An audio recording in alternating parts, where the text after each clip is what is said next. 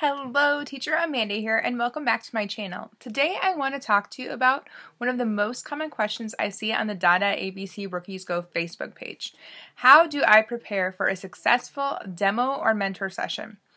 Now, I think the best way to address this is to first talk to you about the difference between a mentor session and a demo session. A demo is a class that you have with an actual student. In a demo, you will be assigned a student in a trial or interest class, and you will be responsible to teach their lesson. A trial class will last 15 minutes, or an interest class will last 30 minutes. A mentor session is an hour-long session with a mentor teacher like me or one of the many other amazing mentor teachers at DadaABC.com. During this session, you will be assigned a mentor teacher to teach you tips and tricks to be successful in your classroom and answer any questions you may have. At the end of the session, you will do a mini demo. In the mini demo, you will teach 2 slides selected by your mentor out of 4 possible lessons. The mentor teacher will then give you feedback on how you did and how you could improve to be more successful. Now that you know the difference, let's begin talking about the things that will help you be successful in both of these. The first thing that you need to do is to be successful in a demo or a mentor session is to make sure that you have working technology. Things to check before you come to class would be internet speeds and connections, headphones, and a microphone. Make sure that your computer is not scheduled for any updates during the time of your class, and make sure that your webcam is clear and working. We want to be able to see you, and so do your students. The next thing you need to consider is your first impressions. Whether you are working with a mentor teacher or with a student, you are there to make a first impression.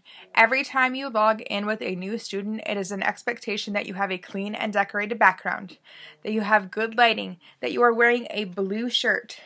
These are things that are very important, and these are things that we expect and that we look for when you do your demo and mentor session. Also, please do your best to look awake. Now, I know while many of you get up very early to do this, that it can seem kind of hard. It's really important to not look bored or bothered by our students. And looking tired can kind of seem like it looks like it's a drag that we're actually there. We're there to have fun, and we are ready to teach them English. So we want them to be excited as well.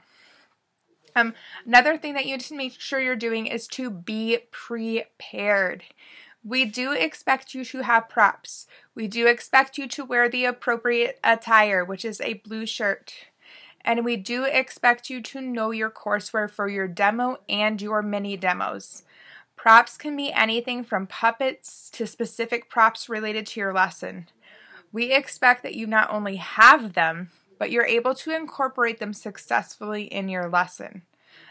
Definitely use TPR. Now, for those of you who do not know or are new to online teaching, TPR is total physical response. This means using your hands to enhance your lesson. This can really help engage your student and help them understand your expectations during class. Specifically, when you are working with beginner students, avoid using incidental language. Incidental language is commonly referred to as free talk.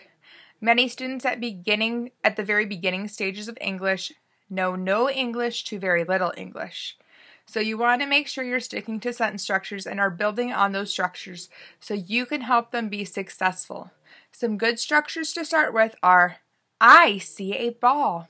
What do you see? And then listen for their answer. If they say ball, still praise them. Yeah, good job. I see a ball.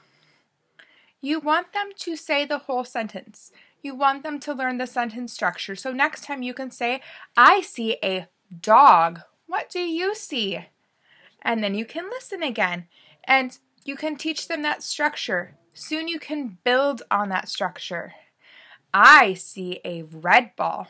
What color ball do you see? Hopefully they'll say red. Then you can have them say, I see a red ball. Now you can go ahead and build more on that. I see 2 red balls. How many balls do you see? So Being able to use those sentence structures allows you to expand on your curriculum flawlessly. And we do expect you to expand. We do not want you to read and repeat what is on the slides because they can do that themselves with their parents. We want to be there as native English speakers to be able to expand on that and help them grow in that and not just read them a textbook that they could do on their own. So also, it is also important that you check to see if your student understands what you are teaching them. This is called CCQ, checking for concept questions. Your concept is going to be different on different levels. So, when you first start, it is acceptable to talk about the sounds that you see. If you're on a phonics slide, I expect you to talk about the sound. To say A says ah, ah, ah. That's important. So we definitely want you to check that before you move on. If they don't understand it, go ahead and expand on that curriculum. Draw an A on the board and say, what letter do you see? They might tell you, I see a big A. What sound does big A make? And listen for them. Now, as they get to higher levels, you might be asking them, what color is the toy bus? They might start with the toy bus is yellow, or the toy bus is yellow and black. So there's different ways to expand. As they get to intermediate and advanced, you might start asking them questions like, which animal was your favorite on the page? Why was it your favorite? What do you think will happen next is a question that you might ask when they're advanced, where they can take their original thoughts and change them into English. That's why it's very important to know your courseware. What is the expectation of that courseware? What are you trying to teach the student? How is that related to English and the English language? What process are we teaching them? These are things that are important. So when you look at your slides to decide how you're going to teach that student, make sure to ask yourself the question, what are we working on? Also, make sure that you are praising your students throughout the lesson. Even in the mini demo when you're teaching a mentor teacher, make sure to give all 5 stars. This is an expectation that we give our students all 5 stars. We want to show that we are recognizing what they are doing to be successful. They will do 5 things to impress you in a lesson. You need to make sure to see them and to reward them. There's also extra reward systems you can use if you choose to.